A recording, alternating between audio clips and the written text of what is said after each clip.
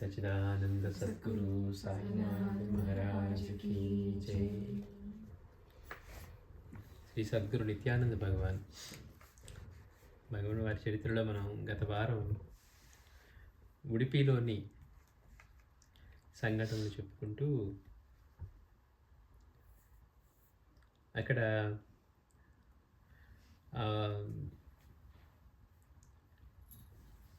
వెంకట్రావు గారు అనే భక్తుడు ఆయన కూతురు బిడ్డకి బాగా విరోచనాల వ్యాధితో బాధపడుతూ ఉంటే చిన్న బిడ్డ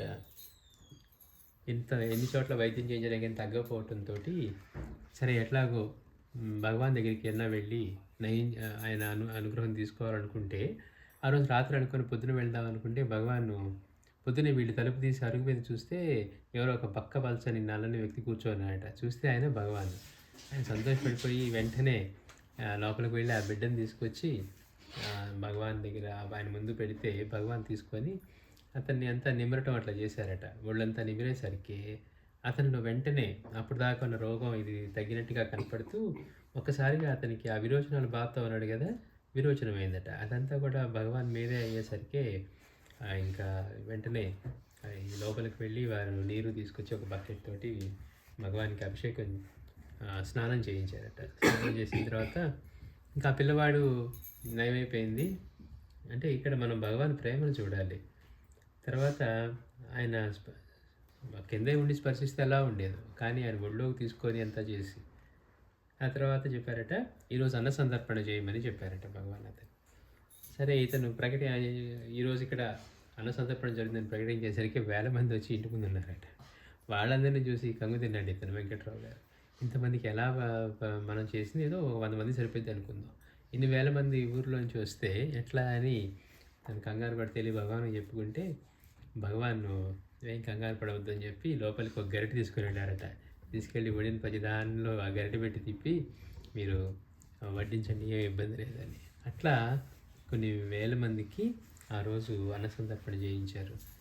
అట్లాగే ఆ బిడ్డని కూడా ఆయన రక్షించారనమాట. అతను తర్వాత పెద్దవాడయ్యి ఓరియంటల్ ఫైర్ అండ్ జనరల్ ఇన్సూరెన్స్లో రమేష్ రావు ఈ పిల్లవాడి పేరు, అతను మేనేజర్గా పనిచేసి ఉండేవాడట.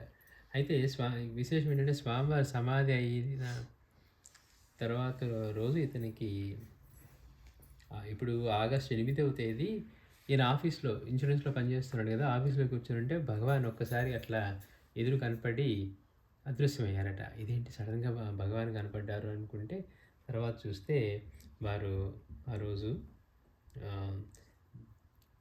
దేహం చాలించారు అనే విషయం తర్వాత రోజు పేపర్లో వచ్చిందట. ముందు రోజు భగవాన్ దేహం చాలించారు అని. చూడండి ఎంతటి అనుగ్రహం. బిడ్డని అప్పుడు ప్రాణాలతో రక్షించడమే కాకుండా మళ్ళీ వారు సమాధి చెందే సమయంలో కూడా మళ్ళీ అక్కడికి వచ్చి దర్శనం ఇచ్చారు. మనం మహాత్ముల్ని గుర్తించడం ఎంతో కష్టం. అవధూతలైన మాస్గారు చెప్పారు కాబట్టి మనకి తెలుస్తుంది. కానీ ఇప్పుడు వెంకయ్యస్వామి ప్రకటమైనప్పుడు కూడా ఆయన అందరూ పిచ్చి వెంకయ్య అనుకునేవాళ్ళట. మాస్గారు చెప్పారు ఆయన పిచ్చి వెంకయ్య కాదు, మీ పిచ్చి కుదిర్చడానికి వచ్చిన వెంకయ్య, ఆయన గొప్ప అవధూత అని. లేకపోతే ఏముంది, మనం ఏం చూస్తాము, ఆయన ఏదో సామాన్యంగా ఉండి తనలో తను మాట్లాడుకున్నట్టుగా ఉన్నాడు అనుకోండి. అవధూతలందరినీ కూడా అట్లానే చూస్తాం మనం. మనం వాళ్ళని గుర్తించి పూజించేట్టుగా వాళ్ళు ఉండరు అవధూతలు. కొంతమంది దిగంబరంగా తిరుగుతూ ఉంటారు, కొంతమంది పిచ్చివాళ్ళుగా తిరుగుతూ ఉంటారు చూస్తానికి. ఇప్పుడు మన చీరాల స్వామిని చూస్తే ఆయన చూసి అవధూతని ఎవరికి తెలియదు. మాస్టర్ వెళ్ళి చేసేదాకా కొద్దిమందికో తెలుసు. ఆయన ద్వారా ఆ లీలలు ఆ అనుగ్రహం పొందిన వాళ్ళకి తెలుసు, ఆ మరియమ్మకి ఇట్లా తప్పించి అందరికీ తెలియదు. కానీ తర్వాత ఇప్పుడు మనం చీరాల స్వామి అంటే ఎంత గొప్పవారు అనుకుంటున్నాం. ఆయన బోధకాలతోటి కళ్ళంతా పుసులు కట్టి కుక్కలు వచ్చి నాకేయట. ఎవరైనా పెట్టి తింటే ఆయన మూతికి అంటుకొని ఉంటే ఈ తుడుచుకునేవారు కూడా కాదట, కుక్కలు వచ్చి నాకేసి వెళ్ళిపోయాయి అని. అంటే ఎంత ఆశ్చర్యంగా ఉండదండి వాళ్ళ స్థితి. వాళ్ళని గుర్తించేట్టుగా మనకు ఉండదు. అట్లాగే ఈ ఉడిపిలో ఉన్నప్పుడు కూడా భగవాన్ అప్పుడప్పుడు కృష్ణాలయానికి వెళ్తూ ఉండేవారట. వెళ్తూ ఉంటే ఈ పూజారులకి నచ్చేది కాదు. ప్రత్యేకంగా విశేషమైన రోజుల్లో, పండుగ రోజుల్లో భగవాన్ వెళ్తే వాళ్ళు ఎట్లాగైనా రానికుండా చేయాలని చెప్పి కొంతమంది తుంటరులకి రాళ్ళు ఇచ్చి ఆయన భయపెట్టండి, రాళ్ళు వేసి కొట్టండి, అప్పుడు రాడు అని చెప్పి చేస్తూ ఉండేవారట. ఆ రాళ్ళు వేస్తే ఆ రాళ్ళు భగవాన్ని చేరకముందే మధ్యలోనే పడిపోయాయి. కొన్నేమో మిఠాయిలుగా మారాయట. కొన్ని ఇట్లా పంచదార బిళ్ళల్లాగా మారాయట. ఇట్లా అంటే ఆ లీలలన్నీ ప్రకటమవుతూ ఉన్నాయి. ఒక్కోసారి ఏమైనా విసిరి వేస్తే ఎళ్లి అవన్నీ లోపల కృష్ణుడి పాదాల దగ్గర ఉండేవట.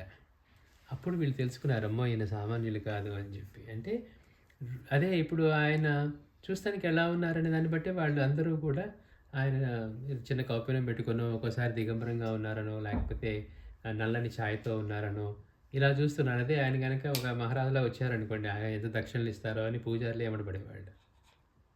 అంటే అక్కడ కూడా అలాంటి పరిస్థితి ఉందండి భగవాన్‌ని కూడా.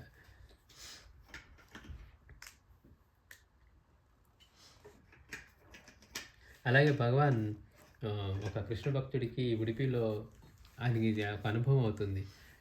నువ్వు ఉడిపి వెళ్ళు నీకు కృష్ణ దర్శనం అవుతుందని. ఇక్కడికి భగవాన్ దగ్గరికి వచ్చినప్పుడు వారు ఆయనకి కృష్ణుడిగా దర్శనం ఇచ్చారట. అతను ఎంతో ఆనందంతో నాకు ఇక్కడ భగవాన్ వేరు, కృష్ణుడు వేరు కాదు అని చెప్పి నిత్యానంద భగవాన్ని వారు తృప్తిగా వెళ్ళారని.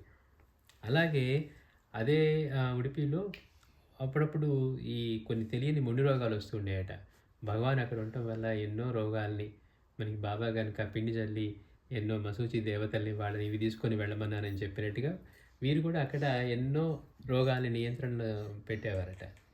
అలాగే ఒకరోజు భగవాన్ ఒకళ్ళ ఇంటికి వెళ్ళారట. ఒక భక్తుని ఇంటికి వెళ్ళి అప్పటికి ఆయన భార్య ప్రసవించి 7 రోజులు ఒక బిడ్డ ఉన్నాడు. ఇంకా ఆ బిడ్డకి కార్డ్ అయితే అట్లానే ఉందట నాభికి. ఆవిడ భగవాన్ వెళ్ళారు. వెళ్ళి ఏం చేశారట, సడన్‌గా ఆ బిడ్డ నాభికున్న దాన్ని కొరికి సపరేట్ చేశారట. చేసేసరికి వాళ్ళందరూ కొంచెం అంటే మనకే అనిపిస్తుంది కదా! ఏంటి అలా చేశారు అన్నట్లుగానే వాళ్ళందరూ కూడా అయ్యేసరికి అప్పుడు భగవాన్ చెప్పారట. అంటే వాళ్ళు ఆందోళన పడుతూ ఉంటే, ఈవిడికి ఇంతకుముందు బిడ్డలు బాల్యంలోనే చనిపోయారు. కనుక ఆవిడ ప్రార్థిస్తూ ఉంది, భగవాన్ ఈ బిడ్డనైనా రక్షించమని. ఆ బిడ్డను రక్షించడం కోసం నేను అలా చేయవలసి వచ్చింది అని భగవాన్ చెప్పారట. అప్పుడు ఓహో! ఇందుకు చేశారా భగవాన్ అని. అంటే వాళ్ళు ఆయన భక్తులే కదా! అయితే వాళ్ళకేంటి ఇంకా అక్కడ ఉన్న వాళ్ళందరికీ కూడా అది ఇబ్బందికరంగానో లేకపోతే భయంగానో ఉండడం వల్ల. అట్లా తర్వాత భగవాన్ చెప్పినట్టుగా తర్వాత ఆ బిడ్డ బ్రతికి పెరిగి పెద్దవాడయ్యాడు. అంటే అంతకు ముందున్న వాళ్ళందరూ మరణించినా కానీ. అంటే మహాత్ములు చేసేవి మనం అంచనా వేయాలంటే మనకి సాధ్యం కాదంటారు మాస్టర్ గారు. లీలామృతులు కూడా చెప్తారు. బాబా దగ్గరికి వచ్చి ఒక తల్లి బిడ్డలు కావాలంటే బాబా తిట్టి పంపించారట. తిట్టి పంపిస్తే మనకేమనిపిస్తుంది, ఇస్తే ఇవ్వాలని చెప్పు అలా అనిపిస్తుంది. ఇంకొక ఆయన వెళ్ళి బాబా మహాత్ముడు ఎట్లా అవుతాడండి, అక్కడికి నేనున్నప్పుడు ఒక ఆవిడ వస్తే ఇట్లా తిట్టారు అంటే ఆయన ఏం చెప్పారు, ఇప్పుడు పోయి చూడుపు ఆవిడకి బిడ్డలు ఉంటారు అన్నారు. అంటే మహాత్మును అనుగ్రహించే తీరు, తర్వాత వాళ్ళు చేసే చర్యల్ని అంచనా వేయటం మన వల్ల కాదు. మనం ఏదో ఒక కోడ్ ఆఫ్ కండక్ట్ రాసుకొని ఇలా చేస్తేనే వాడు వెల్ బిహేవ్డ్ అనో డిసిప్లిన్డ్ అని అనుకునే రోజులు మనవి. అంతటా ఆయన రూపమే అని చెప్పి చైతన్య స్థితి అంతా ఉండే ఆయనకి తప్పు ఒప్పు అనేది ఏముంటుంది, ఆయన చేసేది ఏదైనా కరెక్టే అవుతుంది గురువుని విశ్వసించడం దగ్గర. అట్లా భగవాన్కి మామూలుగా మహాత్ములకి ఎవరైనా ఈ పేదవాళ్ళని వాళ్ళని ఆదరించే వాళ్ళకి, అట్లాగే వాళ్ళకి అన్నదానం చేయించడం, వాళ్ళకి లేని వాళ్ళకి పెట్టడం, అలాంటివి చూస్తూ ఉంటే భగవాన్కి ఎంతో సంతోషంగా ఉండి అవి చేయించేవారట. సరే ఆయన ఎక్కడున్నా ఇట్లాంటి అన్నదానాలు అవి జరుగుతూ ఉంటే ఒక జమీందారు యొక్క బిడ్డ ఏం చేశాడు, అతనికి కూడా నచ్చింది ఇది. వెళ్ళి ఆ జమీందారు దగ్గర డబ్బులు తీసుకొని వాళ్ళ నాన్నగారి దగ్గర ఆ డబ్బు తెచ్చి ఇక్కడ భగవాన్ పేరుతో జరుగుతున్న ఈ అన్నదానాల్లో ఖర్చు పెట్టాడట. ఖర్చు పెట్టేసరికి ఆ విషయం తండ్రికి తెలిసింది. తండ్రికి తెలిసి అనుకున్నాడు, ఈ బిడ్డ పోయి ఆ దేశదిమ్మరికి అనుచరుడిగా అయ్యాడు, అది తట్టుకోలేకపోయాడట. చూడండి దేశదిమ్మరి అంటే భగవానికి ఆయన గుర్తించడం సామాన్యంగా అయ్యే పని కాదు. మహాత్ముల దగ్గర ప్రకటమవుతూ ఉన్నా కానీ మనకేదో అంతస్తుందనో లేకపోతే సంపద ఉందనో, జమీందారు కదా గొప్ప అనే భావం ఎక్కువ ఉంటుంది. ఎందుకని ఆ ధనం ఉంది. ధనం ఉన్నప్పుడు అహం అధికారం రెండు అంటే అహం ఎక్కువ ఉంటుంది, ఎప్పుడు వెంట పెట్టుకునే ఉంటుందట. అందుకని ఇతను ఏం చేశాడంటే తన కొడుకు ఇతనికి ఈ దేశదిమ్మరికి ఈయన్ని అనుసరిస్తూ ఈయన శిష్యుడు భక్తుడైపోయాడు, ఇలా అయితే ధనవంతా పాడు చేస్తాడని చెప్పి ఈ కొడుకుని మీద ప్రేమ కదా, కొడుకుని ఏం చేయాల, కొడుకుని దండించకుండా భగవాన్ని దండించాలని చెప్పి ఇద్దరు ముస్లింలని కిరాయికి తీసుకున్నాడట. తీసుకుని వెళ్ళి ఆయన ఎలాగోలా ఇది చేయమని. సరే ఇది భక్తుల మధ్య కూర్చొని మాట్లాడుతున్న భగవాన్ ఒక్కసారి కలిసి పరిగెత్తారట. పరిగెత్తేసరికి వీళ్ళకి అర్థం కాదు ఎందుకు భగవాన్ పరిగెత్తున్నారని. కొంతమంది భక్తులు అట్లా పరిగెత్తి అదృశ్యమైపోయారట. అయినా కానీ భక్తులు కొంతమంది పరిగెత్తుకుంటూ వెళ్తే మళ్ళీ రోడ్డు మీద భగవాన్ కనపడ్డారు. ఎవరైతే ఇద్దరు ముస్లింలు నియమించారో ఒక అతను వచ్చి భగవాన్ గట్టిగా పట్టుకున్నట. రెండో వాడు కత్తి తీసుకొని భగవాన్ మీదకి రావడానికి చెయ్యి ఎత్తాడట పైకి. కానీ ఆ ఎత్తిన చెయ్యి అట్లానే ఆగిపోయింది, చెయ్యి దిగట్లేదు. అతను గగ్గోలు పెట్టేశాడట, మీరేమైనా చేయండి నా చెయ్యి దిగట్లేదు, ఎంతో బాగా నొప్పిగా ఉంది అని చేస్తూ ఉంటే ఈలోపు భక్తులతో పాటు పోలీసులు కూడా వచ్చారట. అంటే ఆ గోలకి వచ్చి చూసిన తర్వాత సరే వాడు తప్పు చేశానని చెప్పిన తర్వాత ఈయన భగవాన్ వెళ్ళి అతన్ని చేతిని స్పర్శించిన తర్వాత మామూలు యథాస్థితికి వచ్చి తను క్షమాపణ చెప్పుకున్నాడట. పోలీసులు అయితే ఇద్దరిని అరెస్ట్ చేస్తే భగవాన్ మాత్రం చూడండి ఎంత దయ్యం, మళ్ళీ ఆ ఇద్దరిని విడిపించండి అని చెప్పి 3 రోజులు పోలీస్ స్టేషన్ ముందు నిరాహార దీక్ష చేశారట.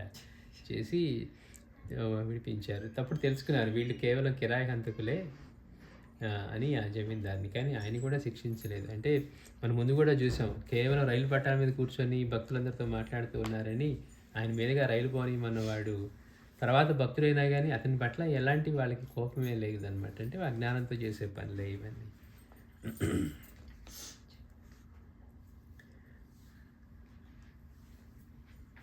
మనం మహనీయులందరిలోనూ చూస్తూ ఉంటాం, భగవాన్లోను, సాయినాథుడిలోను, వీళ్ళందరూ అక్కలకోట స్వామిలోను వాడి యొక్క దివ్యత్వాన్ని మనకంటే మనుషుల కంటే కూడా జంతువులే గుర్తిస్తాయా అన్నట్టుగా మదించిన ఏనుగు ఆ జవహర్ కానీ జనాల మీదకి వస్తూ ఉంటే అక్కలకోట స్వామి ఎదురు వెళ్తే కామైపోతుంది. అట్లానే ఒక కోతి బాబా దగ్గర చూసినా కానీ ఇట్లా ఇవన్నీ కూడా మహాత్ములు నీవు అవే బాగా గుర్తిస్తాయి.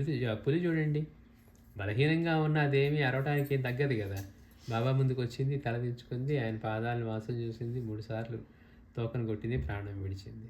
కానీ పోనీ మిగిలిన వాళ్ళకైనా భయం కలగాలి, బాబా కన్నా భయం కలగాలి కదా. మనకు అనిపిస్తుంది అట్లా. రమణ భగవాన్ దగ్గరికి కోతులు వచ్చి వాడి గొడవని చెప్పుకున్నాయట. ఆయన అన్నీ విని పంపించేవాడంట. ఒకసారి భగవాన్ని అదైతే ఒకటి చెంప మీద కూడా ఒకటి వేస్తుంది, ఆయన దానికి తగ్గట్టుగా చెప్పలేదని. అంటే మనకు అనిపిస్తుంది ఈయన ఎట్లా మాట్లాడతారు కోతులతోటి, పులులతోటి, అంటే ప్రతి దాంతో మాట్లాడగలుగుతారు మహాత్ముడి స్థాయిలో. అంటే వాడికి భాష ఉంటుందంట. మనం ఏమనుకుంటాం కిచకిచ అంటే అది ఏదో అరుస్తుంది అనుకుంటాం, మంచిగా ఇవి కమ్యూనికేట్ చేసుకుంటా ఉన్నాయి. ఈయనకి ఆ భాష కూడా తెలుసు, మాట్లాడకుండా చూస్తూనే మాట్లాడగలడు. అట్లా భగవాన్ దగ్గరికి కూడా పాములు వచ్చేవట. ఒకసారి భగవాన్ అక్కడ కూర్చొని ఉంటే ఒక పాము బాగా ఎంతో బాధతో వచ్చిందట. ఎంతో బాధతో వస్తే భగవాన్ ఆ పాముని తీసుకొని దాని శరీరం అంతా నిమిరారట. నిమిరేసరికి దానికి ఆ బాధ తగ్గిపోయి ఆనందంగా ఒకసారి ఆయన వైపు చూసి అట్లా చెట్లలోకి వెళ్ళిపోయిందట. అలాగే భగవాన్ అక్కడ కర్ణాటకలోనూ అక్కడ అంతగా ఆయన గుహలు అవన్నీ కట్టిస్తున్నప్పుడు కూడా ఇవన్నీ వస్తే భగవాన్ చెప్పేవారట, ఇక్కడికి భక్తులు వస్తారు, మీరందరూ ఉంటే ఇబ్బంది కలుగుతుంది, మీరు వెళ్ళిపోవాలి అంటే కామ్గా ఆయన చెప్పినట్టు వెళ్ళిపోయాట. మనం మాణిక్యప్రభు చేతిలో చూస్తాం, ఎంతో అద్భుతమైన విషయం.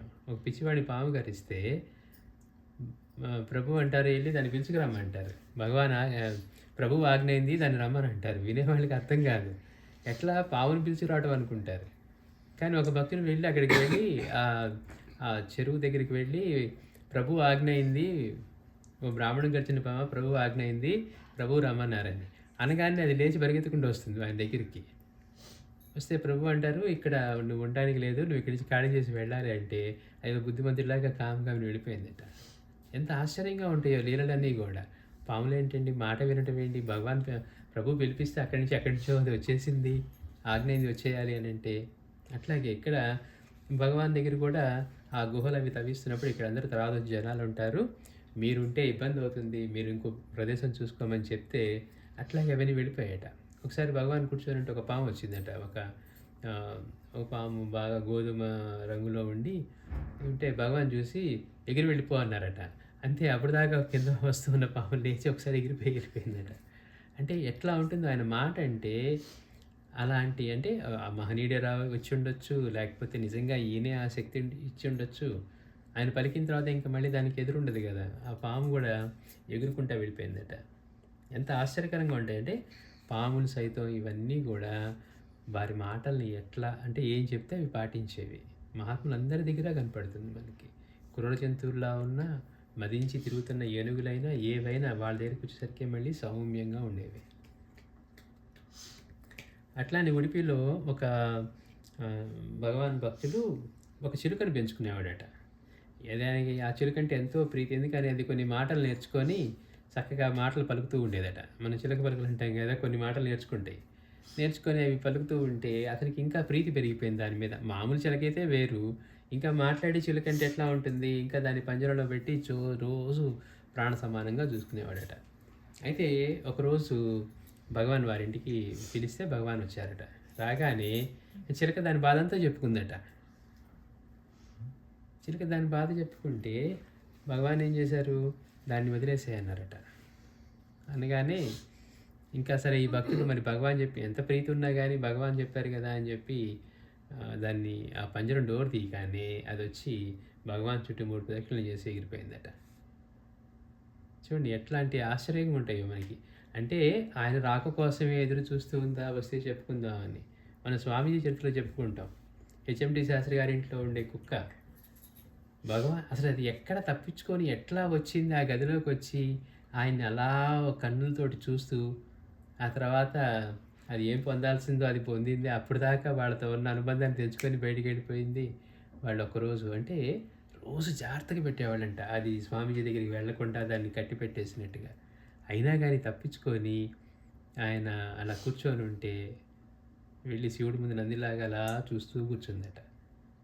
మనం అంటే ఎంత ఆశ్చర్యంగా ఉంటాయో ఇవన్నీ. అది దాది ఏం కోరుకుంది, దేనికోసం వేచి ఉందా అనిపిస్తుంది స్వామీజీ చరిత్రలో మనకి. అట్లాగే ఇక్కడ కూడా ఈ చిలుక కూడా తన దీని కాదని చెప్పుకుందంట. బాబు నేను ప్రేమగా చూస్తాడని పెడతాడు కానీ నన్ను పంజరంలోనే ఉంచాడని. సరే ఆయన చెప్పారు దాన్ని వదిలేసి అని చెప్పిన తర్వాత చక్కగా స్వామివారి పాదాన్ని తన ముక్కుతో స్పృశించి ఎగిరిపోయిందంట. 3 సార్లు తిరిగి ఆయన చుట్టూ.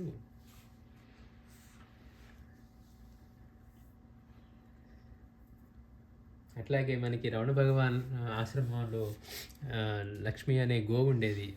ఆ గోవు అది ప్రాణం వదిలేసిన తర్వాత కూడా దానికి మళ్ళీ అక్కడ సమాధి కట్టించారు. ఇప్పటికీ కూడా ప్రతి సంక్రాంతి సమయంలో పూజలు జరుగుతాయి అక్కడ గో సమాధి దగ్గర కూడా, లక్ష్మీ దగ్గర. అట్లాగే ఇక్కడ కూడా భగవాన్ గణేష్పూర్లో ఆలయంలో ఒక నంది ఉండేదట. అట్లానే భగవాన్తో బాగా ఇదిగా ఉండేది. అది అందరూ కూడా దాన్ని ఇదిగా చూసుకునేవాళ్ళు. అది దేహం వదిలేసిన తర్వాత కూడా అక్కడ నంది సమాధి అని చెప్పి గణేష్పూర్లో భగవాన్ సమాధి మందిరం దగ్గరలోనే అక్కడ దీనికి కూడా ఒక మందిరం కట్టించారట. ఎట్లయితే అక్కడ రమణ భగవాన్ ఆశ్రమంలో గోమాత లక్ష్మి ఉందో ఇక్కడ నంది ఇది సమాధి ఉంటుంది అని. మనం ఇందాక చెప్పుకున్నట్టుగా సాధారణంగా అవధూతలు మనం వెళ్ళే రోడ్డు పక్కన ఉన్నా కానీ మనం గుర్తించలేం. మనకి అవధూత సాంప్రదాయం తెలిసి అవధూత లక్షణాలు ఎలా ఉంటాయి. ఎందుకంటే చూస్తానికి వాళ్ళు పిచ్చివాడిలాగా ఉంటారు. పిచ్చివాడు అలానే ఉంటాడు, అవధూత అలానే ఉంటాడు. వాళ్ళని గుర్తించడం కష్టం. మనం ఇంతకుముందు వారాల్లో చెప్పుకుంటూ భగవాన్ని చూసి ఆయన మాట్లాడట్లేదని ఎట్లాగైనా మాట్లాడించాలని కొబ్బరి చిప్పలన్నింటినీ ఒక తాడు కట్టి ఆయన అడుగు చుట్టి చిప్పలు వెలిగించాడట. ఆయన మాత్రం అట్లానే ఉన్నాడు. ఇవన్నీ కాలిన అడుగు ఇప్పుడు కూడా కాలిన ఆయన సమాధి చెందే వరకు ఆ దేహం మీద కాలిన మచ్చలు అట్లానే ఉన్నాయి.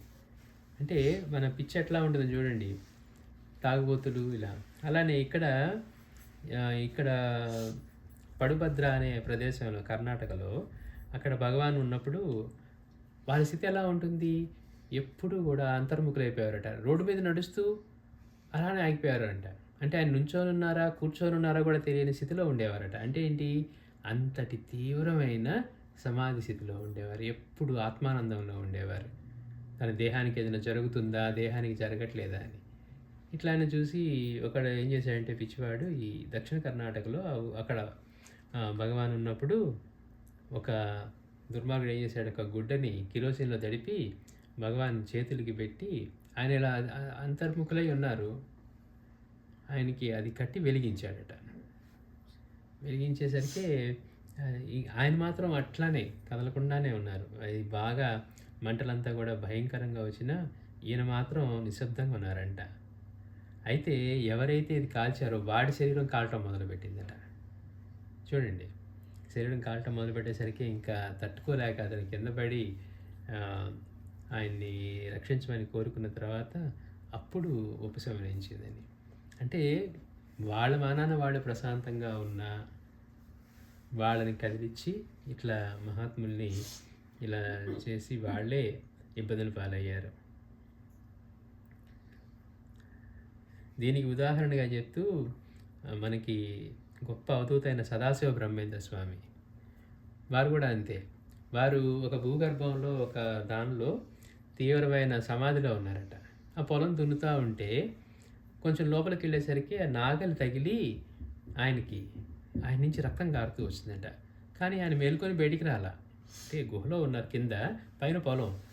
అది రక్తం కారుతూ ఉంది. వీడిని చూసిన తర్వాత లోపలికి వెళ్ళి చూస్తే ఒక దిగంబరంగా ఈయన సదానంద బ్రహ్మేంద్ర స్వామి దిగంబరంగా కూర్చొని ఆయన ఇదిలో ఉన్నారట. కొంతసేపటికి మేల్కొన్నారు. అయ్యో నాకు రక్తం కారుతుంది, మనకైతే చిన్న ఇది గుచ్చుకుంటేనే అమ్మో అని చాలాసేపు అనుకుంటాం. ఆయన దెబ్బ తగిలి రక్తం కారుతూ ఉన్న నాగలతో తగిలినా కానీ వారు బాహ్య వృద్ధిలోకి రాలేదు. కొంతసేపటికి వచ్చిన తర్వాత లేచి మామూలుగా ఆయనకి ఏం జరగనట్టుగా అట్లానే వెళ్తూ ఉన్నారట.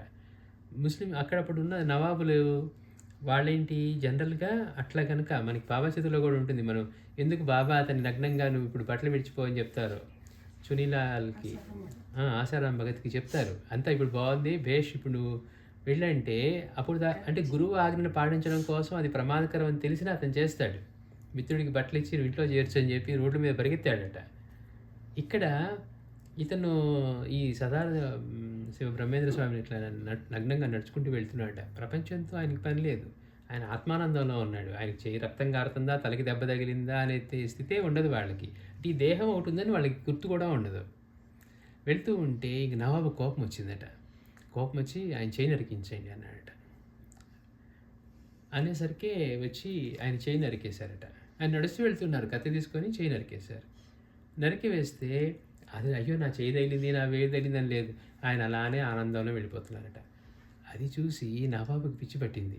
ఇదేంటి ఈయన చెయ్యి నరికి వేసినా కానీ కనీసం రక్తం ఆ చేయి అక్కడ పడిపోయిందట, మొత్తం భుజం మీద నుంచి రక్తం కారుతూ ఉందట. ఈయన మాత్రం మొహంలో ఇంత మార్పు కూడా లేదు, ఆనంద స్థితిలో అలానే నడుచుకుంటూ వెళ్తున్నారు. వెళ్ళేసరికి ఇతను నవాబుకు చూసి వెంటనే ఆయన వెంటబడి రక్షించండి, తెలియక తప్పు చేశాను, అంటే మీరు సామాన్యులు కాదని తెలుసుకొని చేస్తే అన్నారంటే సరే ఆ చేయి తెచ్చి అంటించు అన్నారట. తెచ్చి దేహానికి పెట్టన్నారట. అదే తీసుకుని వెళ్ళి ఆయనకి పెడితే మళ్ళీ అప్పుడు ఏం తగినట్టుగా అంటుకొని వెళ్ళిపోయిందట. ఆయన అట్లా నడుచుకుంటూ వెళ్ళిపోయారు. అంటే మహాత్ముల స్థితి ఎలా ఉంటుంది? చేతులు దించినా ఇంకోటి చేసినా కానీ ఇది నా దేహం.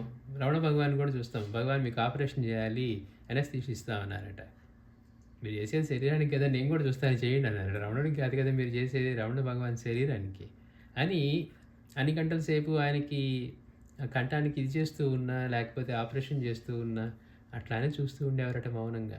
ఎందుకని దేహం అన్న భావమే తనకి లేదు. అంటే ఎట్లా ఉంటుంది మహాత్ముల స్థితి అని వీళ్ళు తెలియక వాళ్ళ పట్ల అట్లా పిచ్చిగా ప్రవర్తించటం. ఇంత చేసినా కానీ మళ్ళీ ఆయన అతన్ని రక్షించటం, ఇది కూడా మనం చూస్తాం అన్నమాట.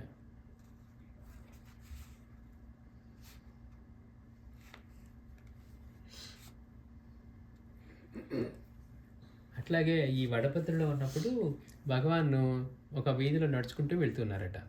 ఆయన కూర్చున్నప్పుడు అంతర్ముఖులైపోయేవారు, రోడ్డు మీద నడుస్తూ కూడా అంతర్ముఖులైపోయి అక్కడ ఇట్లా నిశ్చేతనంగా నిలబడేవారట. అంటే ఏంటి, అక్కడ ఒకసారిగా సమాధిలోకి వెళ్ళిపోతే ఇంక అట్లానే ఉండేవారట. ఉంటే ఈయన ఆ ఊర్లో ఒక జమీందారు గుర్ర బండి మీద వస్తున్నాడు. భగవాన్ రోడ్డు మీద ఇలా ఉండేసరికి మనకేమి 4 లైన్లు కాదు కదా, ఆ రోజుల్లో ఊరంటే ఏదో ఒక రోడ్డు ఉంటుంది. ఆ రోడ్డు మీద భగవాన్ మధ్యలో ఆయన అట్లా అంతర్ముఖులైపోయి నిశ్చలమైన స్థితిలో ఉన్నారు, సమాధి స్థితిలో. గుర్రం బండి మీద వెళ్తున్నాడు, చేతిలో కొరడా ఉంది. ఆయన పక్క తొడలేదని కొరడా తీసుకొని 2 దెబ్బలు వేశాడట. కొట్టింది ఆయన్ని, కానీ వాతలు పడింది ఎవరైతే కొట్టారో అతనికే. పడేసరికి బిత్తరపోయి వెంటనే దిగి ఆమె క్షమాపణ చెప్పుకున్న తర్వాత అంటే చూడండి దెబ్బ తగిలితే కానీ గుర్తురాదనమాట. ముందేమైంది కేవలం జమీందారు అన్న అహంకారంతో పైగా ఆయన దారిలో ఉన్నాడని చెప్పి ఆయన నిశ్చలంగా ఉన్నవాడిని దాంతో కొట్టడంతో ఇక కింద పడి దొర్లాడంట. రక్షించండి రక్షించండి అని. అంటే ఆ దెబ్బలు అంటే పక్కన వాళ్ళ తగిలితే తెలిసేది కాదు కదా. వెంటనే ఇతనికి ఎవరైతే కొట్టారో వాడికి ఆ దెబ్బలు వాడి ఒంటి మీద పడేసరికి ఆ జమీందారికి వెంటనే జ్ఞానోదయం అయ్యి కింద పడి నేల మీద పడి దొర్లాడట తట్టుకోలేకపోతున్నానని అని స్వామివారికి అదే భగవానికి చేతులు జోడించి ప్రార్థిస్తే ఆయన క్షమించి అతన్ని ఆ బాధ నుంచి విముక్తిని చేశారట. అంటే చూడు అహంకారం ఎట్లా ఉంటుంది. మనం కార్లో వెళ్తుంటే మనకంటే తక్కువవాడు ఎప్పుడు చిన్నవాళ్ళు అనిపిస్తాడు. వాడే కదా, వాడు బిచ్చగాడే కదా, లేకపోతే వాడు పేదవాడే కదా అనిపిస్తుంది. మనం వెళ్ళేటప్పుడు మనకంటే పెద్దవాడు మన గురించి ఎట్లా అనుకుంటున్న విషయం మనం మర్చిపోతాం. మన అహంకారం అంతా ఎక్కడ ఉంటుందంటే మనకంటే తక్కువ ఉన్నంతసేపే. మనకంటే కొంచెం పైన ఉన్నప్పుడు మళ్ళీ మామూలుగానే మాటలు జాగ్రత్తగానే మాట్లాడతాం. అంటే డబ్బు యొక్క అహంకారం ఎట్లా పనిచేస్తుంది, పైగా మహాత్ముల పట్ల కూడా అంటే కొద్దో గొప్ప తెలిసి ఉంటుంది అక్కడ ఉన్న మహాత్ముల పట్ల. అయినా కానీ ప్రవర్తన మనిషి ప్రవర్తన ఎట్లా ఉంటుందో చెప్తూ ఉన్నారు. ఒకసారి భగవాను అవధూత స్థితి అంటే ఎక్కువగా అట్లానే ఉండేవారు కదా. ఒకసారి ఆయన సూరత్కల్ నుంచి ఈ కర్ణాటకలో హలయన్ గడి అనే ప్రదేశానికి నడిచిపోతూ ఉన్నారట. ఈ నడిచిపోతూ ఉంటే ఆ మార్గ మధ్యంలో పాపంచ అనే ఒక నది ఉండేదట. ఈ హలయన్ గడిలో అంటే అటువైపు వెళ్ళేవారు కదా, అక్కడ భగవాన్కి ఒక భక్తుడు ఉండేవారు దర్జీవాడు. ఆయన ఏం చేసేవారట, భగవాన్కి కావాల్సిన కౌపీనాలు అవి ఆయన కుట్టి ఆయన సమర్పించుకుంటూ ఉండేవారట దర్జీ కనుక. భగవాను ఉదయం అంతా ఆయన షాప్లో కూర్చునేవారట. చూడండి ఎంత అదృష్టమో, ఒక్క నిమిషం ఉంటేనే గొప్ప. అలాంటిది నిత్యానంద భగవాను ఆ దర్జీవాడి దగ్గర షాప్లో ఉండేవాడట. సాయంత్రం అయిన తర్వాత మాత్రం వెళ్ళిపోయేవారట. ఒకరోజు భగవాన్ వెళ్ళిపోతూ ఉంటే ఈయన కూడా వెనక్కి వెళ్తూ ఉన్నాడట. నది అట్లా ఉంది కదా, దాన్ని దాటుకొని నది మీద అట్లా నీళ్ళ మీద నడుచుకుంటూ వెళ్ళిపోయారట. అటువైపు ఒడ్డుకి వెళ్ళి భగవాను చీకట్లో ఏదో ఒక పెద్ద హనుమాన్ లాంటి భారీ విగ్రహంతో మాట్లాడుతూ ఉన్నారట. ఇతను చూశాడు కానీ చీకట్లో ఎవరో కనపడట్లేదు.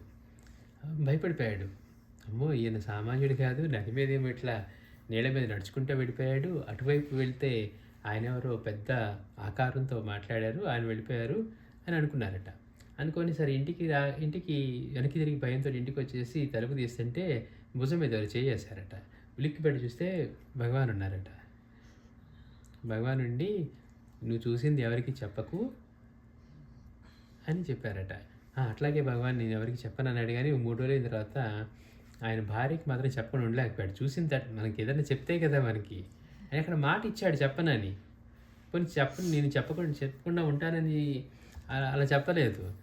అలాగే అని చెప్పి మాట ఇచ్చి ఇంట్లో భార్యకి 3 రోజులు చెప్పేసరికి అప్పటి నుంచి పిచ్చి పట్టిపోయిందట. అంటే అవధూతలకి మాట ఇస్తే తప్పక చేసి తీరాలి. శ్రీగురు కూడా చెప్తారు, ఆయన కొంచెం కన్సెప్షన్ ఇచ్చారు. నువ్వు కనీసం మేము ఇక్కడున్నంత వరకు చెప్పమాక అన్నారు గంగానుజుడికి. కానీ బాబా దగ్గర కూడా మనకి ఆయన శ్యామతో మాట్లాడినవన్నీ విని నువ్వు ఎవరికి చెప్పొద్దు అంటారు కదా. అయినా కానీ ఒక్క శ్యామ మరణం గురించి ఒక్కళ్ళకి చెప్తారు కదా. అంటే కానీ అక్కడ ఆయన రక్షించారు, ఏం చేయలేదు. ఇక్కడ ఇతను పిచ్చివాడైపోయి అట్లా. తర్వాత ఈ విషయం తెలిసి మిగిలిన వాళ్ళు అడిగారట, భగవాన్ మీరు నీళ్ళ మీద నడిచెళ్ళారంటే కదా అన్నారట.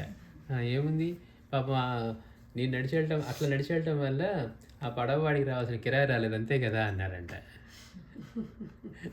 అంటే చూడండి ఎంత తేలిగ్గా చెప్పేశారు. అంటే ఏముంది అందులో, పాపం ఆ పడవవాడికి రావాల్సిన కిరాయి రాలేదు, వాళ్ళు లేటు కాబట్టి నేను అట్లా నడిచి వెళ్ళాను అన్నారట. అంత సింపుల్గా.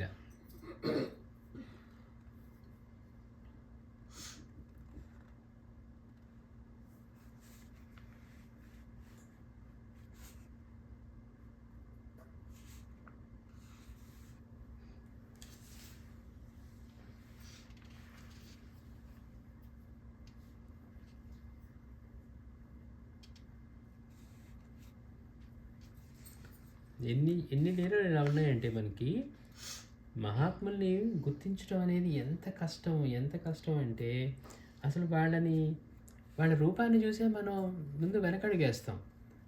అసలు నిజంగా మనకిప్పుడు అవధూత కనపడ్డారనుకోండి, ఆయన మనకి మహాత్ముడని తెలుస్తున్నా మనం పెట్టుకునే పరీక్షలకి ఇప్పుడు ఆయన గనక అయితే ఇదే చేయాలి అని ఇప్పుడు స్వామీజీకి ఎట్లా అయితే రమణానంద ఆయన పెట్టుకున్నప్పుడు ఆయనతో వచ్చేసారు. కానీ అప్పుడేమనుకున్నారు, ఇప్పుడు బాబాకి నివేదించిన బొబ్బట్లు నాకు రావాలి, స్వామీజీకి టీ ఇస్తూ ఉంటే ఆ టీ నాకు కూడా రావాలి, ఇట్లా అనుకుని అన్ని పరీక్షలు పెట్టుకొని ఆ పరీక్షల్లో ఓడిపోతూ గెలుస్తూ ఉన్నాడు. ఎందుకని ఇది దొరుకుతున్నాయి కదా, ప్రసాదం దొరుకుతూ ఉంది. ఓడిపోతున్నా అది ఒక గెలిపే, ఎందుకని ప్రసాదం దొరుకుతూ ఉంది కాబట్టి.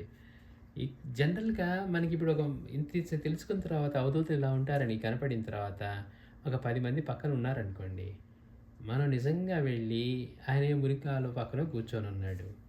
నమస్కారం చేయగలుగుతామా? సాష్టాంగ నమస్కారం. అయ్యో! బట్టలు మాసిపోతాయేమో అన్న. ఎవరు లేకపోతే బాగుండేది, నమస్కారం చేసుకునేవాళ్ళం. ఎందుకని ఇప్పుడు చూస్తానికి పిచ్చివాడిలా ఉన్నవాడికి, చూస్తానికి దేహశుద్ధి లేకుండా లేకపోతే మురిగ్గా ఉన్నవాడికి వెళ్ళి ఇప్పుడు సాష్టాంగ నమస్కారం ఎట్లా చేయాలి? మనం పెట్టుకునే వాటికి ఆయన స్పందిస్తూ ఉన్నారు, తెలుస్తూ ఉంది. కానీ ఇప్పుడు వెళ్ళి పెట్టుకోవాలంటే ఇంతమంది ఉన్నారు, చూస్తూ ఉన్నారు. చూస్తుండి మనం చూస్తే ఈ పిచ్చివాడికి వెళ్ళి వీడోడా ఇట్లా వెళ్ళి నమస్కారం పెడుతున్నాడు, లేకపోతే ఆయనకేదో చేస్తున్నారని ఆగిపోతామా? మాటలు కాదు, అంటే చెప్పినంత తేలిక కాదు. వెళ్ళి బురదలో అయినా లేకపోతే కాలువ పక్కనైనా మనం వెళ్ళి ఆయనకి ఇప్పుడు మాస్టర్ గారు ఉన్నారు, చీరాల స్వామి వాడు కూర్చొని ఉంటే గేదెలంతా అక్కడ పారు ఉంటే కూడా వెళ్ళి ఆయనకి నమస్కారం పెట్టేవాళ్ళంట. మాస్టర్ గారు ఎట్లా వేసుకొని మరి మంచిగా డ్రెస్ చేసుకొని వెళ్ళినా కానీ అయ్యో నా షర్ట్ ఇట్లా ఉంది లేదా ఇట్లా ఉంటే మురికిపోతుంది అనేది లేదు. మనం చేయగలుగుతామా అది?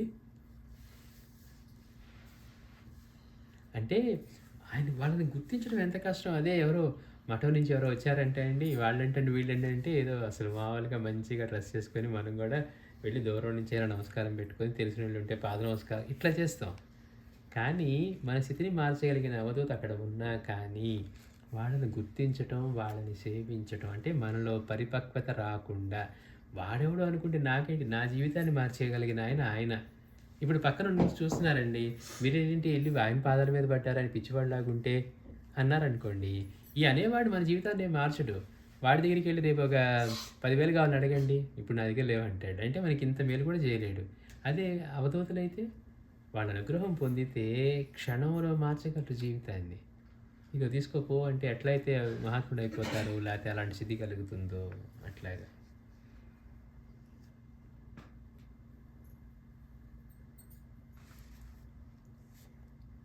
అక్కడ దక్షిణ కెనడా అనే ప్రదేశంలో ఒక రాధాకృష్ణ ఆలయం ఉండేదట.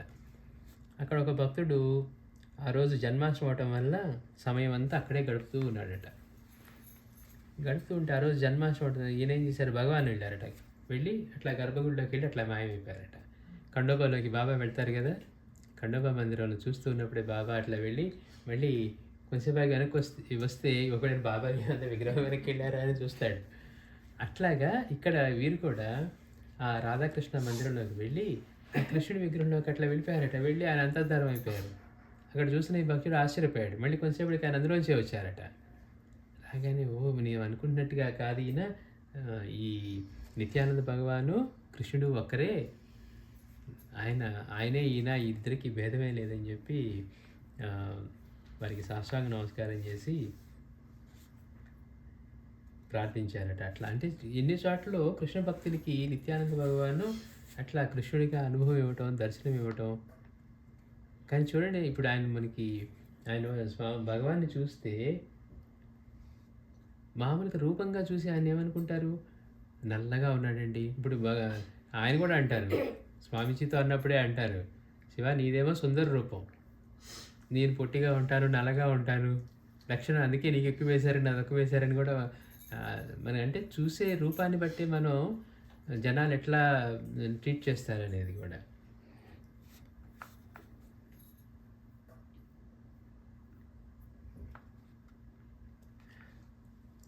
అంటే భగవాన్ చేసే లీలలు కూడా ఇట్లా చిత్రంగా ఉండేవి. ఒకసారి వారు ఒక సాయంత్రం ఒకళ్ళ వంటింట్లోకి ప్రవేశించారట. అక్కడ ఆ ఇంట్లో ఉన్న గృహిణి పాపం అక్కడ పొయ్యిలో అవి అన్నీ కట్టెలు పెట్టి కదా చేసేది, అక్కడ కూర్చొని ఏదో వంట చేస్తూ ఉంది. ఆ పొయ్యిలో ఈ మండుతున్న కట్టెలు ఉంటే భగవాన్ ఏం చేశారట, అందులోంచి ఒక కాలుతూ కాలుతున్న ఒక తీసుకొని ఒక కొరివితోటి ఏసి తల మీద కొట్టారంట ఆవిడకి. ఏసి తల మీద కొట్టేసరికి బిత్తరపోయారు. ఇంకా ఆమె కొడుకు, ఆళ్ళు బంధువులు లేచి భగవాన్ మీదకి ఆయన్ని దండించడానికి అన్నట్టుగా. అంటే ఏంటి, తల్లిని కాలే కాలే కొరివితోటి కొట్టారు భగవాన్ అని చెప్పి. వెళ్ళారు ఇంట్లోకి. ఆవిడ వంట చేస్తూ ఉంది పొయ్యి ముందు కూర్చొని. అందులోంచి ఒక కట్టె లాగారు, బాగా మండుతూ ఉంది. తీసుకొని ఒక్కటి తల మీద వేశారట. వేసేసరికి చూడండి, అది భక్తుల ఇల్లే మళ్ళీ. కొడుకేమో అట్లా ఒకసారి కోపంతోటి భగవాన్ మీదకి వెళ్ళబోతూ ఉంటే, తల్లి మాత్రం ఏదో ఉండుంటుంది, భగవాన్ ఇట్లా ఎందుకు చేశారో, నువ్వు అట్లా వెళ్ళకు మాకని చెప్పి కొడుకుని ఆపి గట్టిగా వాడిని ఆయన మీదకి వెళ్ళకుండా చేసి, భగవాన్ ఏదో గొప్ప ఉద్దేశంతోనే చేసి ఉంటారని చెప్పి, ఓపిక పట్టు అని చెప్పి అతన్ని ఆపిందట. సరే, తర్వాత రోజు వెళ్ళి ఒక జ్యోతిష్కుడితోటి జాతకాలు చూపిస్తే, నీకు నిన్న లెక్క ప్రకారం నీకు నిన్నటితో అయిపోయింది ఆయుష్, ఏదో తెలియని దివ్యశక్తి నేను రక్షించిందమ్మా అని చెప్పాడట. అంటే ఇందాక మనం అనుకున్నాం చూసారా, వాడికి తేలుగుట్టింది, వీడికి రూపాయి దొరికిందని స్వామీజీ చెప్పిన కథలో లాగా, ఇక్కడ ఆవిడికి ఆ పూటతో వెళ్ళిపోవాల్సింది ప్రాణం. కానీ భగవాన్ ఆ చర్య చేయటం ద్వారా, అంటే చిన్నగా దండించి ప్రాణభిక్ష పెట్టారనమాట. అంటే ఏదో ఒక దివ్యశక్తిని రక్షించింది, మామూలుగా అయితే నీ ఆయుష్ నిన్నటితోటి అయిపోయింది అని. అప్పుడు గురుదేవులు ఆనాడు తలపైన కొరివితో కొట్టి ఉండుండకపోతే తప్పక మరణించి ఉండేదని అప్పుడు తెలుసుకున్నారంట. అంటే ఇట్లాంటి అద్భుతమైన లీలలు ఎన్నో భగవాన్. అందుకే మహాత్ములు చేసే వాటిని ఆయన ఒకటి చేశారు అంటే అది మన శ్రేయస్సు కోసమే. తలకిందులుగా ఎలాడదీసినా మన శ్రేయస్సు కోసమే, నిప్పుల్లోకి తోసినా మన శ్రేయస్సు కోసమే అని ఎవరైతే విశ్వసించుంటారో వాళ్ళే అనుగ్రహాన్ని పొందుతారు. లేదనుకోండి ఏమవుతుంది అంటే, నేనేదో ఇందాక చెప్పినట్టుగా మనం చేసుకుంటే కర్మలు తీరుతాయనో, లేకపోతే మనకున్న ఇబ్బందులు తొలుగుతాయనో, లేకపోతే ఆర్థికంగా లాభపడతాయని మనం వస్తే ఈయన ఎలా చేస్తున్నారే అనుకుంటాం. అంటే మహాత్ముల పట్ల అవగాహన, వాళ్ళ యొక్క స్థితి పట్ల, వాళ్ళు చేసే పనుల పట్ల, అంటే వాళ్ళు ఏం చేసినా మన శ్రేయస్సుకు తప్పించి వేరే చెయ్యరు. అసలు మన మీద కోపం ఉంటేగా వేరు అనే భావం మనకు వస్తుంది. ఇప్పుడు మనం మంచిగా ఉండాలని మనం అనుకుంటూ ఉన్నా, మన జీవితాలు మంచిగా ఉండాలంటే ఇట్లా ధర్మంగా ఉండండి అని చెప్తే వాటిని పాటించం. చూడండి గమ్మత్తు. ఇప్పుడు ఇబ్బందులు వచ్చినప్పుడు మనం ఏమంటాం, ఏదో తెలుసో తెలియక చేసామండి, వాటిని అనుభవిస్తున్నాం అని మనం సమాధాన పడతాం. ఇప్పుడు అలాంటి తప్పులు చేయకుండా ఉంటే తర్వాత వచ్చే జన్మల్లో ఇప్పుడు పడుతున్న ఇబ్బందులు ఉండకుండా ఉంటాయని తెలిసినా, మనలో ఉన్న అజ్ఞానము, అహంకారమే మనల్ని బలంగా నడిపిస్తూ ఉండి అవే తప్పులు ఆ లూప్లో పడిపోయి కొట్టుకుంటూ ఉంటాం. అంటే అవే తప్పులు మనం చేస్తూ ఉంటాం. అంటే ఏంటి, ఇలాంటి తప్పులు చేయని స్థితికి ఒక గురువే మనల్ని తీసుకువెళ్ళగలడు. అందుకే ఆయన పట్టుకోవాలి. ఏముందండి మేము మార్చుకుంటామంటే ఒక్క చిన్నదాన్ని కూడా మనం మార్చుకోలేం. అందుకు సమయాన్ని ఆయనకి అర్పించాలి. అది ఆ విషయం మర్చిపోయి ఏముందిలేని జీవితం గడిచిపోతూ ఉంది అనుకుందాం. మనలాగే ఎంతోమంది ఉన్నారు, అందరికీ ఇలాంటి జీవితాలే ఉంటాయి. భార్యాబిడ్డలు, పిల్లలు, వాళ్ళ చదువులు, వాళ్ళ పెళ్ళిళ్ళు, వాళ్ళ పిల్లలు, ఇవే ఆలోచిస్తాను తప్పించి చరిత్రలో ఎంత సంపాదించిన వాళ్ళైనా, ఎంత విద్యావంతులైనా విశేషంగా వాళ్ళు ఏమన్నా పొందగలిగారా, ఆనందంగా జీవించగలిగారా చూస్తే ఎవ్వరూ ఉండరు. ఏమండి వీసా వస్తే చాలండి అనుకుంటాం. వీసా వచ్చిన ఏమండి ఉద్యోగం ఉందో లేదండి అంటాం. ఉద్యోగం ఉంటే శాలరీ పెంచలేదండి అంటాం. మన తృప్తి అసలు ఎక్కడా ఉండదు. మనం ఆనందంగా జీవించడానికి ఎన్ని చూసుకున్నా కానీ మన పరిస్థితి ఎట్లా ఉంటుందంటే, అవి ఉంటే బాగుంటాయి అని అలా మాట్లాడే మాటలతోటే మన మనసుని కూడా పెట్టి వాటిలో ఆనందాన్ని ఎత్తుకోవడానికి చూస్తాను తప్పించి, నిజంగా మహాత్ముల యొక్క అనుగ్రహం పొంది మనసును ప్రశాంతంగా చేసుకొని వారి సాన్నిధ్యంలో, వారి సంరక్షణలో జీవించగలిగితే, అవసరమైతే ఆయనే వస్తాడు, లాగి నెత్తి మీద కొడతాడా, ఇంకో చోట కొడతాడా, మనల్ని రక్షించే బాధ్యత ఆయన తీసుకుంటాడు. స్వామీజీ చరిత్రలో మనం ఎన్ని చూసామో, ఒరేయ్ వాళ్ళు వెళ్ళొద్దు అని చెప్తారు, నీకు గండం ఉందని. అయినా కానీ మర్చిపోయి వినాయక చవితి కదా, ఇవి కూరగాయలు తీసుకొని ఈ పత్రి తీసుకొని వద్దామని వాళ్ళు వెళ్తారు. కొత్త అల్లుడు పాపం సికింద్రాబాద్లో రాణిగంజ్ ఆ ఏరియాలో డబుల్ డెక్కర్ వచ్చి ధనామని గుద్దిందట. వాళ్ళు కింద పడ్డారు. కానీ లేచి చూస్తే బస్కి వాళ్ళకి మధ్యలో స్వామీజీ నిలబడి ఉన్నారట. ఆయన అక్కడే ఉన్నారు. కానీ రక్షణ ఇస్తూ ఉన్నారు. చెప్పారాయన. ఎందుకండి మహాత్ములు సేవించాలి? ఎందుకు మనం ఇలాంటి ఇవి చేసుకుంటూ ఉండాలి? మనమేమి జ్ఞానులం గాదు. నేను 5 ఏళ్ల తర్వాత ఇలా చేస్తానంటే ఊరికే మన ఆశతో అనుకుంటాం. ఈ ప్లాన్ అండి, ఆ ప్లాన్ అండి అని. ఏ క్షణం ఎలా ఉంటుందో గూడా మనకి తెలీదు. తెలిసిన వాడు భగవంతుడు, గురువు. భగవంతుడు మన కోసం వచ్చిన రూపం గురువు. ఆయన్ని కనుక మనం ఇలా పూజించుకుంటూ, ఆయన సంరక్షణలో గనుక మనం జీవించగలిగితే, ఆయన్ని ఏమి అడగకుండా చూసుకుంటూ ఉంటే మనకేం కావాలో ఆయనే చేస్తాడు. చూడండి. అందుకోసం మన గురువు యొక్క రక్షణ ఇప్పుడు చూసిన లీలలన్నింట్లోనూ ఇంతకుముందు పుట్టిన బిడ్డలందరూ పోతూ ఉన్నా రక్షించమని తల్లి కోరుకున్నా ఆయన నుంచే జరుగుతోంది. తన ప్రాణం పోవాల్సి ఉన్నా ఆయనే వచ్చి రక్షిస్తూ ఉన్నారు. అంతకుముందు చెప్పుకున్న లీలలు ఇలాంటి లీలలు ఎన్ని లీలలు చెప్పుకుంటూ ఉన్నా కూడా అంటే మనం జీవిస్తూ మన పనులు మనం చేసుకుంటూ మనం ఎట్లా ఇది చేసుకోవటం వల్ల ఆయన రక్షణ ఎలా పొందాలి, ఖర్చు లేకుండా కష్టం లేకుండా ఏమీ తపస్సులు చేయక్కర్లేదు, లేకపోతే ఎక్కడికో వెళ్ళి ఏదో చేయక్కర్లేదు. ప్రశాంతంగా ఇంట్లో కూర్చొని గ్రంథ పారాయణ చేసుకుంటూ బాబా నీ సన్నిధిలో జీవిస్తున్నాం, మమ్మల్ని నీ బిడ్డలుగా తీసుకొని మాకు ఈ బుద్ధిని ఇవ్వమని చెప్పి ఆయన కోరుకోవడం తప్పించి ప్రత్యేకంగా చేయాల్సిన పని కూడా లేదు. మన శ్రేయసే మనకి లేదనుకోండి, మనం ప్రీతి లేదనుకోండి, ఎవరెన్ని చెప్పినా కానీ మనం ఏం చేస్తాం? మనం వేరే విషయాల్లోనూ సంపాదించుకోవడంలోనే మన శ్రేయస్సు ఉందనుకుంటే ఇలాంటి సంఘటనలు ఏదైనా ఎదురైతే ఏం చేస్తాయి? లేదండి మా పిల్లలకి చేయాల్సిందే అండి అంటాం. పిల్లల్ని మనం ఎంతకాలం చూడగలం? వాళ్ళకి ఆయన రక్షణ లభించేట్లు మనం ఎట్లా చేయాలి, పిల్లలకి ఎట్లా మనం పరిచయం చేయాలి అని ఆలోచించకుండా మనం మిగిలిన వాటన్నిటిలోనూ వాళ్ళని ఎన్రోల్ చేసేసి, ఫర్ ఎగ్జాంపుల్ వాళ్ళు ఏదో బాగా చదువుతున్నారు, బాగా ఆడుతున్నారు అనుకున్నాం అనుకోండి, వాళ్ళ తర్వాత ఇలాంటి రక్షణ వాళ్ళకి లభిస్తుందా? ఎట్లా అలవాటు చేస్తే వాళ్ళు ఇది పొందగలుగుతారు? అంటే మనకి మహాత్ములు మనకి సౌలభ్యంగా వాళ్ళు మన దగ్గరికి వచ్చినా కానీ మనం వెళ్ళటానికే వెనకాడుతూ ఉన్నాం. ఎన్ని జన్మల్లో పుణ్యం చేసుకుంటూనే మళ్ళీ అలాంటి మహనీయులు వచ్చినప్పుడు వాళ్ళ పాదాల దగ్గర జీవించగలుగుతారు అనమాట. శ్రీ సచ్చిదానంద సద్గురు సాయినాథ్ మహారాజ్ కీ జై.